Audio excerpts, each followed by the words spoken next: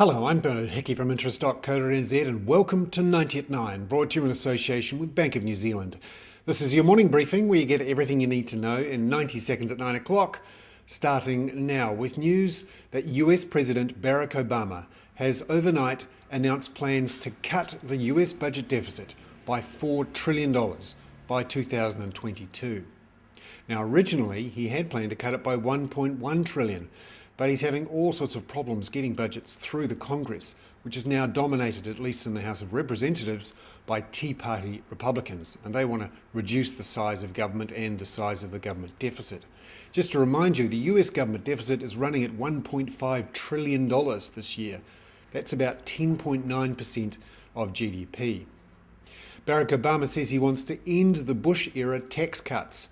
He also wants to introduce what he says is a debt fail-safe. That means if the debt to GDP ratio for the US hasn't stabilised by 2014, a bunch of automatic cuts come in.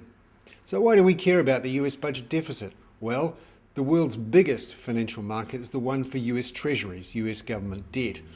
And if people are confident that the US can continue to service its debt and doesn't issue too much more, then interest rates will stay relatively low. If people are not confident the US government has its budget under control, long-term interest rates tend to rise. And remember, our interest rates are based off those long-term interest rates set by the US Treasuries market. Also, if there are significant cuts in the US budget deficit, remember, it's currently 10.9% of GDP, that could slow down the world's largest economy and therefore long-term economic growth. Meanwhile, back in New Zealand, Trade Me Property has announced that supply of rental listings on its site are up 11% in the first quarter versus the same quarter a year ago. That's across New Zealand.